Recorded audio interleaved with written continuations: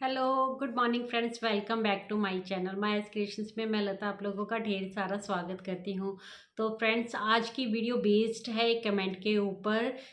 मेरे पास कमेंट आया था कि मैं बताऊं कि कौन से कपड़े के ऊपर कौन सी लाइनिंग यानी कि अस्तर यूज़ किया जाता है या फिर करना चाहिए। और फिर हैवी वर्क्स के जो कपड़े होते हैं जिनके ऊपर वर्क बहुत ज़्यादा होता है यानी कि स्टोन्स वगैरह का वर्क होता है, उनके ऊपर जब सुई टूट जाती है तो फिर उसको कैसे किया जाता है ना।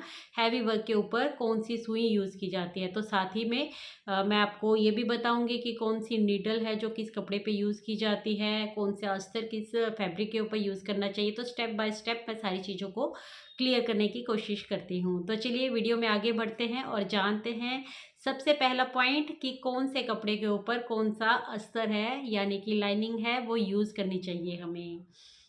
तो फ्रेंड्स, सबसे पहले बात करते हैं हम नेट के फैब्रिक की। तो इस तरीके की नेट का फैब्रिक या कई बार वर्क वाला भी होता है, शाइनिंग वाला भी नेट होता है, नेट फैंसी भी हो सकता है ना, किसी भी टाइप का नेट हो। तो अगर आपको डेली यूज़ में डालना है, जैसे इसकी बच्चे की कुछ भी बनाना है, तो आप कॉटन का यूज़ भी कर सकते हैं। सिंपल जो अस्तर होता है उसका भी यूज़ कर सकते हैं, क्योंकि मैंने इससे अपनी बेटी की फ्रॉक बनाई थी। ठीक है, तो वो भी सही रहता है। लेकिन अगर आपका वर्क वाला नेट है यानी कि जिससे लहंगा वगैरह पे यूज़ किया जाता है, गाउन वगैरह पे यूज़ किया जाता है, जो वर्क वाला नेट होता है, तो उसके ऊपर हमें सिल्क के फैब्रिक का यूज़ करना होता है जो थोड़ा चमक में हो, शाइनिंग में हो। तो शाइनिंग में भी दो तरह के दो नहीं तीन तरह के सिल्क आते हैं जिनका यूज़ आप कर सकते हो। एक तो मैं आपको दिखाती हूँ, देखिए ये एक इस तरीके का सिल्क आता है, ये एक इस तरीके का सिल्क आता है। ये सिल्क काफी पतला होता है, ये फैब्रिक है ना। मुझे इससे पैंट बनानी है अभी, तो उसके नीचे मुझे अस्तर का यूज करना है। तो इसको अगर हम इस अस्तर के लिए यूज करना है यानी कि हमें मेन फैब्रिक के नीचे इसका यूज करना है, तो फिर ये सही नहीं बैठता, क्योंकि ये काफी ही हल्का होता है। ये सिल्क काफी हल्का होता है, बिल्कुल भी जान नहीं होती इस कपड़े में, तो ये फिर हम ऐसा यूज नहीं कर सकते। सेकंड आता है साटिन का कपड़ा। तो ये इस तरीके की साटिन होती है। जो जो मेरे पास फैब्रिक अवेलेबल है मैं थोड़ा आपको दिखाती जाऊंगी, जो नहीं अवेलेबल है वो मैं आपको बताती जाऊंगी। तो साटिन होती है इस टाइप का कपड़ा, है ना। तो ये थोड़ा कपड़े में वजन होता है, ये टिकता है कपड़ा, तो आप इस तरीके का कपड़ा भी यूज कर सकते हैं। अच्छा, ये साटिन का कपड़ा। और एक आता है पेपर सिल्क कपड़ा। वो पेपर सिल्क कपड़ा बहुत अच्छा रहता है अगर आपका जो नेट का फैब्रिक है वो आपको पार्टी वियर बनाना है या कुछ बनाना है, तो आप उसका भी यूज कर सकते हैं। आप को थोड़ा बजट के हिसाब से बनाना है तो आप इस साटिन का यूज भी कर सकते हैं। लेकिन अच्छा फैब्रिक हो आपका नेट वाला फैब्रिक, तो आप उसके ऊपर ये सिल्क यूज नहीं कर सकते हैं। ठीक है, क्योंकि ये जो कपड़ा है ना, ये सिल्क का कपड़ा ब्राउन कलर का जो मैंने आपको दिखाया, ये वजन में काफ़ी ही हल्का होता है, थोड़ा चीप लगता है। हम इसको इसी तरीके से यूज़ नहीं कर सकते। अगर हम इसको यूज़ करेंगे तो इसके नीचे भी हमें अस्तर का यूज़ करना पड़ेगा, कॉटन वाली अस्तर का यूज़ करना पड़ेगा। तो इतनी लेयर बनाने से अच्छा है लेयर उसके नीचे भी लगती है। अगर आपको हैवी कुछ भी बनाना है, जैसे लहंगा बनाना है या कुछ बनाना है, तो आपको डबल अस्तर का यूज़ करना पड़ता है। तो इस तरीके से, लेकिन ये सिल्क का फैब्रिक कोई यूज़ नहीं करता अस्तर के तौर पे, क्योंकि इसमें जान नहीं होती है, काफ़ी हल्का लगता है, काफ़ी चीप क्वालिटी का भी लगता है। एक फ्रेंड्स और आप मार्केट में सर्च कर सकते हैं, जर्मन सिल्क नाम से भी फैब्रिक आता है। वो फैब्रिक है जो बेस्ट जाता है इन सभी वर्क वाले नेट के ऊपर काम करने के लिए।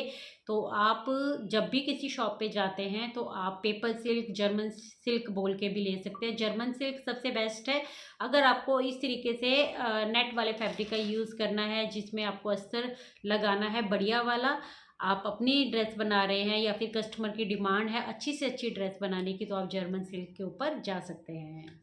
क्योंकि आपको अगर सिंपल उस पे जाना है, आपको ज़्यादा बजट नहीं मतलब बढ़ाना है उस चीज़ का, तो आप क्रेप का यूज़ भी कर सकते हैं, आप साटून का यूज़ भी कर सकते हैं। दोनों का जो प्राइस होता है वो लगभग सेम ही होता है, इसलिए आपको बजट के अकॉर्डिंग भी कई बार अस्तर का चूज़ करना पड़ता है। चलिए बढ़ते हैं हमारे सेकंड पॉइंट के ऊपर। तो एक इस टाइप का भी कपड़ा आता है, ये होता है हल्का सिल्क में, है ना।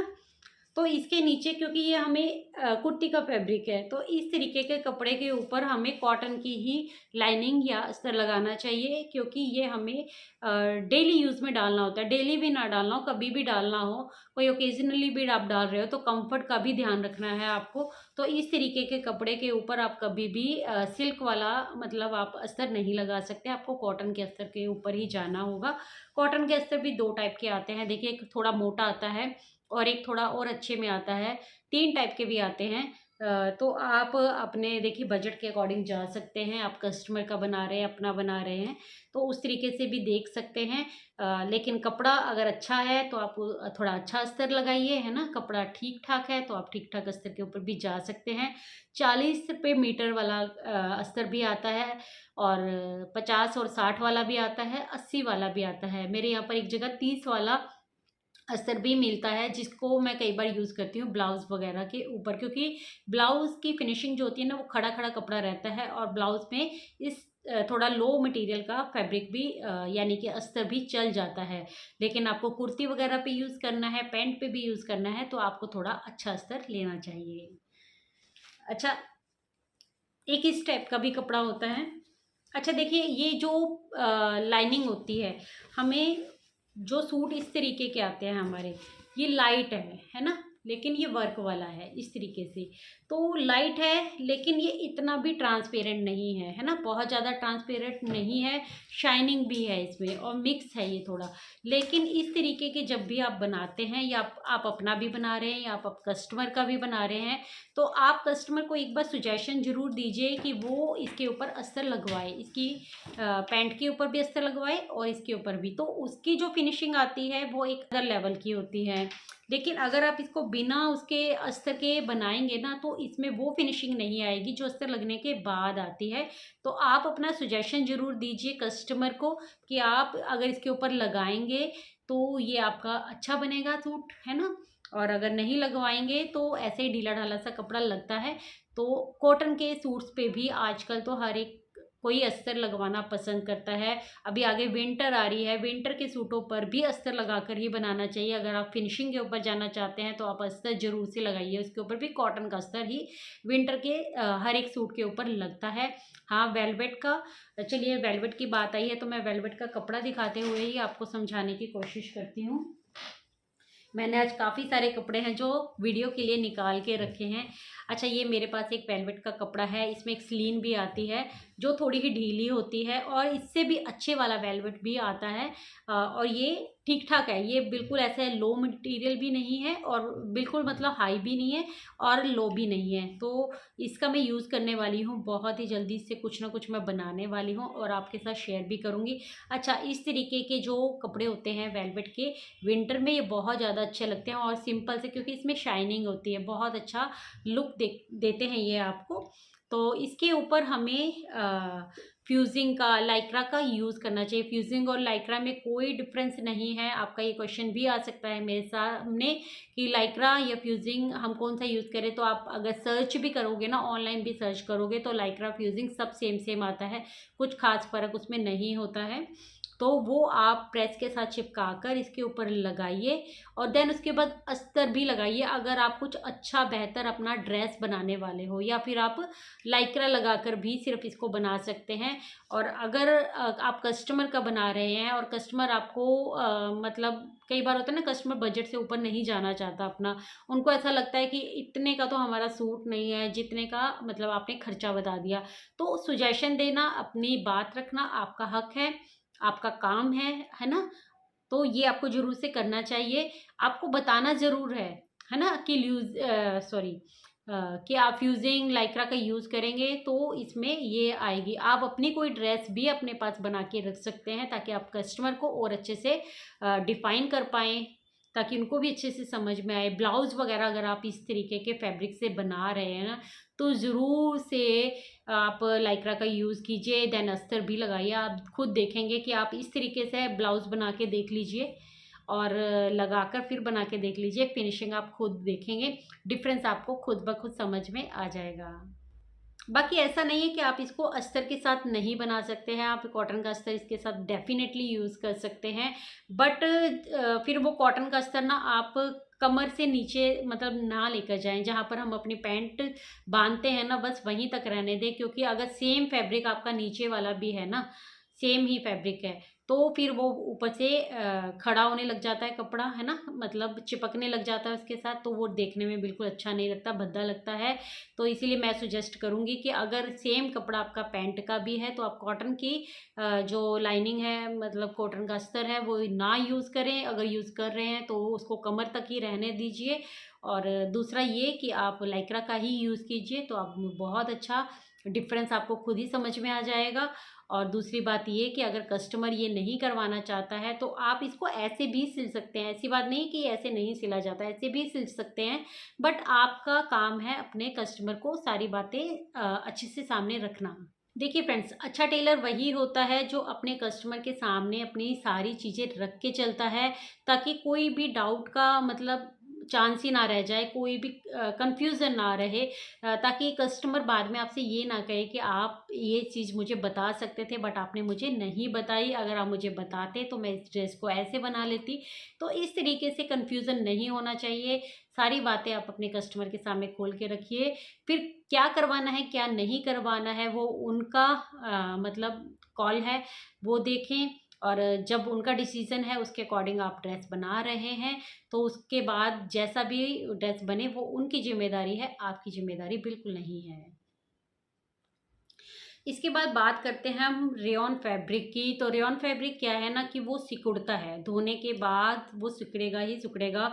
अगर आप कोई ऑनलाइन शॉपिंग भी करते हैं, मान लीजिए आप रेडीमेड रेयॉन का कपड़ा जब भी मंगा रहे हैं, तो हमेशा याद रखिए अपने साइज से आप उसको बड़ा ही मंगवाए, अदरवाइज आपको पछताना पड़ेगा, वो सिकुड़ जाएगा एक ही वॉश में, है ना। तो इस तरीके से अगर ये उनका फैब्रिक आपके पास सिलने के लिए आ रहा है, उस तरीके का कोई भी सूट है, तो उसके आपके ऊपर आपको कॉटन की ही लाइनिंग लगानी है। अगर लगा रहे हो तो, नहीं लगाओगे, डार्क कलर का कपड़ा है तो चलेगा, प्रिंट वाला है तो चलेगा, अदरवाइज लाइट कपड़ा है जिसके ऊपर आपको मतलब लग रहा है कि इसके ऊपर अस्तर जाएगा, तो कॉटन की ही लाइनिंग लगाइए, क्योंकि कॉटन भी सिकुड़ता है और रेयॉन भी सिकुड़ता है। और क्या है ना कि लाइनिंग हमेशा देखिए धोकर ही लगानी चाहिए, क्योंकि सिकुड़ती तो वो है ही। ब्लाउज वगैरह पर आप बिना धोए भी लगा सकते हैं, फॉल को आप हमेशा धोकर प्रेस करके और फिर लगाइए। ऐसे ही आपको कुर्ती पर भी लाइनिंग को धोकर वॉश करके लगानी है। अगर आपको बहुत अच्छे वाला कॉटन मतलब अस्तर है तो आप बिना धोए भी लगा सकते हैं, बट आपको देखना है कि आप किस मटेरियल को यूज़ कर रहे हैं, मतलब किस तरीके का आपका कॉटन का फैब्रिक है।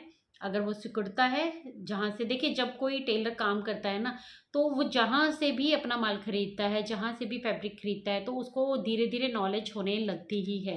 एक्सपीरियंस नाम की भी कोई चीज़ होती है। इसलिए कहते हैं ना कि जब हम काम करते हैं, किसी भी पेशे से जुड़ते हैं ना, तो हमें धीरे धीरे खुद ही सारी चीज़ों की नॉलेज होने लग जाती है, क्योंकि हम उसको अपनी आंखों से देखते हैं, अपने हाथों से काम को करते हैं, हर एक कपड़े को छूते हैं, और जब कपड़ा हमारे हाथ में आता है तो हमें पता चल ही जाता है। अच्छा, ये एक और कपड़ा है, देखिए ये कपड़ा बहुत ही मुलायम है, बहुत ही प्यारा कपड़ा है। इसके ऊपर इसकी कुर्ती अगर आप बना रहे हैं ना, तो इसके ऊपर मोटा जो अस्तर है वो यूज़ ना करके आप अच्छे वाला अस्तर ही यूज़ करेंगे तो बहुत अच्छा रहेगा। अगर आप इसकी कुर्ती सिल रहे हैं ना, तो बहुत अच्छा रहेगा। ना तो ये बनारसी में है, ये सिल्क में ही है, बट बहुत प्यारा कपड़ा है, एकदम मुलायम है। और इसकी बहुत अच्छी ग्रेस आने वाली है अगर हम इसको कुर्ती के लिए यूज़ करते हैं। बाकी ये मेरे पास आया है स्कर्ट बनाने के लिए, मैं देखूंगी हो सकेगा तो वीडियो शेयर कर दूंगी, बट उन्होंने अभी मेरे पास भिजवा दिया है ना, तो वो नाप देने के लिए आए हैं ना कुछ, जब वो आएंगे तब की तब देखेंगे। मेरे पास अक्सर ऐसे ही कपड़े आ जाते हैं ना कि वो पहले ही पहुंचा देते हैं, लेकिन कई बार 10-10 12-12 20-20 दिन बाद वो आते हैं। तो सब बिजी वाले लोग हैं, सोसाइटी में सब जॉब करने वाले हैं, जैसे उनको टाइम मिलता है उसी तरीके से वो काम करते हैं। बट ये एक बहुत अच्छा फैब्रिक है, इस तरीके के फैब्रिक अगर आपके पास आते हैं तो अच्छी वाली कॉटन यूज़ कीजिए। आप अपना जो भी प्राइस है अपना डिसाइड करके चलिए, बता के चलिए, है ना। तो आप एक ही रेट पर देखिए रहिए। कई बार क्या होता है ना कि अस्तर हम किस तरीके का यूज़ कर रहे हैं, क्या यूज़ कर रहे हैं, और कस्टमर कई बार आनाकानी करने लग जाते हैं। जो भी कस्टमर आपके साथ इस तरीके से पेश आते हैं, तो आप देखिए क्लैरिटी के साथ चलिए। आप उनको बता के चलिए कि ये अस्तर यूज़ कर लेती हूँ मैं, आपका प्राइस सूट का जो है वो इतना हो जाएगा, है ना? बाकी एक ही उस पे बात पे रहेंगे तो कभी भी कस्टमर आपको धोखा नहीं देंगे, कभी भी कस्टमर आपको परेशान नहीं करेंगे। अपनी बातों पर भी आपको टिकना पड़ेगा, है ना? कई बार चांस भी लेने पड़ते हैं। कई बार हम ना ये डर से कि भई कस्टमर हमारे पास आना बंद कर जाएँगे, तो इस चक्कर में भी पड़कर हम कई बार ना अपने रेट को डाउन करते रहते हैं। किसी को ज़्यादा बता देते हैं, किसी को कम कर देते हैं। तो इस तरीके से बिल्कुल नहीं चलना चाहिए। तो एक ही रेट रखेंगे तो कस्टमर अपने आप आपके पास आएँगे। आपका काम अच्छा होगा तो डेफ़िनेटली वो आपके पास आएँगे। आपके सजेशंस अच्छे होंगे, आपकी क्रिएटिविटी अच्छी होगी, तो कस्टमर डेफ़िनेटली आपके पास आएँगे। फ्रेंड्स, बात कर लेते हैं जॉर्जेट के फैब्रिक की। तो उसके नीचे भी हमें कॉटन का ही यूज़ करना चाहिए। अगर हमारा ज़्यादा पतला नहीं है, लाइट कलर नहीं है, तो उसके अकॉर्डिंग। अदरवाइज़ हम सिल्क का फैब्रिक, जो मैं आपको पहले ही बता चुकी हूँ, अगर इस तरीके का भी फैब्रिक है, ये ना तो जॉर्जेट है ना शिफॉन है, ये जॉर्जेट टाइप का ही है, लेकिन जॉर्जेट जॉर्जेट से अच्छा कपड़ा है ये। तो इसके नीचे भी मैंने कॉटन की लाइनिंग का ही यूज़ किया है। अच्छा, कॉटन की लाइनिंग मैं आपको बता चुकी हूँ 2 तरह की होती है। आप अच्छी भी ले सकते हैं और थोड़ी और अच्छी भी ले सकते हैं। 3 टाइप की मैं अपने यहाँ पर देखती हूँ अक्सर। तो मैं थोड़ी जो सबसे नीचे वाली क्वालिटी है, 30 भी कई जगह पर मिलती है, 40 भी मिलती है, उसका यूज़ मैं ब्लाउज़ के लिए करती हूँ। और बाकी जो 60 वाली है, 80 वाली है, उनका यूज़ मैं कुर्ती वगैरह के लिए यूज़ करती हूँ। देखती हूँ कि कपड़ा कैसा है। ठीक है? तो फ्रेंड्स, ये तो हुई कपड़ों की जानकारी कि किस कपड़े के ऊपर कौन-सा अस्तर हमें लगाना चाहिए। और ये आई होप अच्छे से आप लोगों को समझ में आ गया होगा। फिर भी कोई कन्फ्यूज़न रह गई हो तो आप कमेंट सेक्शन में आप अपना कमेंट है जो रख सकते हैं, ताकि मैं उसका आंसर दे पाऊँ। सो फ्रेंड्स, कपड़े के ऊपर कौन-सी नीडल यूज़ करनी चाहिए, देखिए ये मशीन के ऊपर भी डिपेंड करता है कि आपकी मशीन कौन-सी है। देखिए, ये तो हम सब जानते हैं कि मोटे कपड़ों के लिए मोटी सुई और पतले कपड़ों के लिए पतली सुई का यूज़ किया जाता है। और सुइयाँ भी 2 प्रकार की होती हैं। देखिए, एक सुई ऊपर से बिल्कुल गोल होती है और एक चपटी हुई होती है। तो फ्रेंड्स, जो हाफ शटल वाली मशीन होती है ना, उसके ऊपर चपटी जो होती है ना, इस टाइप की मशीन के ऊपर भी जो चपटी वाली सुई होती है ना, वही यूज़ की जाती है। और अम्ब्रेला मशीन के ऊपर गोल वाली जो ऊपर से गोल होती है, मैं आप लोगों को दिखाने की कोशिश भी करती हूँ। सो फ्रेंड्स, ये देखिए, ये चपटी हुई होती है आगे से। देखिए फ्रेंड्स, ये चपटी हुई है आगे से। तो इसको हम हाफ शटल की मशीन जो होती हैं उन्हीं के ऊपर यूज़ करते हैं। और ये देखिए, ये गोल है, ये दो चारों तरफ से ये गोल है सुई ऊपर से। ठीक है? तो इसका यूज़ हम अम्ब्रेला मशीन वगैरह पर करते हैं। और जो इनकी नोक होती है, वो नोक भी मतलब सुई कितने नंबर की है उस पे डिपेंड करता है। 11 नंबर की है, 16 नंबर की है। 11 नंबर की जो सुई होगी वो पतली होगी, आगे से नोक उसकी पतली होगी। और जितनी नंबर ज़्यादा बढ़ता जाएगा, उतनी ये आपकी सुई होती है, नीडल जो ये मोटी होती है। और जो सुई की लंबाई होती है वो सबकी सेम होती है, उसमें कोई फ़र्क नहीं होता है। मैं बताती हूँ आपको कि अगर हैवी वर्क वाले सूट हैं, स्टोन्स वाले सूट है, तो उसके ऊपर कौन सी नीडल यूज़ करनी चाहिए। देखिए, नीडल में कोई फ़र्क नहीं होता। आप 14 नंबर की नीडल है जो वर्क वाले सूटों पर भी यूज़ कर सकते हैं, या ब्लाउज़ पर यूज़ कर सकते हैं। और 11 नंबर की सुई आप नेट वाला, यानी कि हैवी स्टोन वाला वर्क है पर नेट वाला है, तो आप 11 नंबर की सुई भी यूज़ कर सकते हैं। तो उससे सिलाई आसान हो जाती है। और दूसरी ये है कि सुइयाँ, देखिए, अगर आपका फुट चेंज नहीं होता है, ये फुट बदलता नहीं, जैसे एक साइड का फुट है, देखिए फ्रेंड्स, एक तो आप इस टाइप का फुट है जो यूज़ कर सकते हैं, जो एक साइड का होता है ना, ये दोनों तरफ के आ जाते हैं। अगर आपकी मशीन में ये फुट चेंज हो जाते हैं तो इस तरीके से भी आप थोड़ा साइड से सिलाइयाँ निकाल सकते हैं, अगर मोती वाला काम है तो। और दूसरा ये है कि जब भी आप मतलब काम करें स्टोन वाला, तो आप सिर्फ नीडल का यूज़ कीजिए। इस तरीके से फुट को निकाल दीजिए। अगर आप फुट निकाल देंगे और नीडल का यूज़ सिर्फ करेंगे तो भी आपका काम हो सकता है। लेकिन उसके बावजूद भी जब कभी क्या होता है ना कि बहुत ज़्यादा हैवी वर्क का काम होता है, जैक वगैरह मशीनों में इतनी प्रॉब्लम नहीं आती, लेकिन छोटी मशीनों में दिक्कत आ जाती है। और क्या होता है ना कि इसको निकालने का एक फ़ायदा ये भी होता है कि जो मोती वगैरह का काम होता है, स्टोन वगैरह होते हैं, वो इस फुट के अंदर फँसते नहीं हैं। इस वजह से भी थोड़ी ईज़ी हो जाता है काम करना।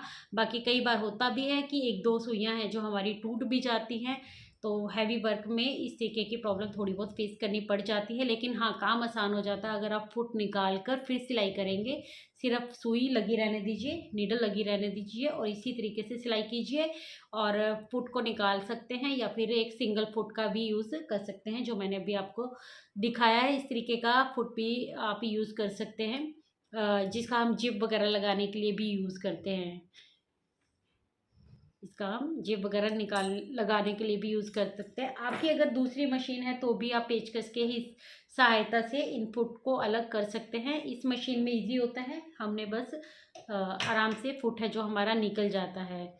सो फ्रेंड्स, यहीं तक थी मेरी आज की वीडियो। आई होप मेरी आज की वीडियो आप लोगों को अच्छी लगी होगी। वीडियो में कुछ भी अच्छा लगा हो, यूज़फुल लगी हो, कोई भी पॉइंट आपको अच्छा लगा हो तो आप वीडियो को लाइक कर सकते हैं। चैनल को अभी तक सब्सक्राइब नहीं किया है तो प्लीज़ चैनल को सब्सक्राइब कर लीजिए, वीडियो को लाइक कर दीजिए, कमेंट करके भी मुझे बताइएगा कि आज की वीडियो आप लोगों को कैसी लगी। हो सकता है वीडियो थोड़ी सी लंबी हो गई हो, बट कोई बात नहीं, मैंने डिटेल में आपको समझाने की कोशिश की है। ये वीडियो 2 भी मैं अलग अलग बना सकती थी, एक बिल्कुल अस्तर के ऊपर, दूसरी नीडल के ऊपर, बट मैंने सोचा कि एक ही में मैं इसको कवर कर लेती हूँ।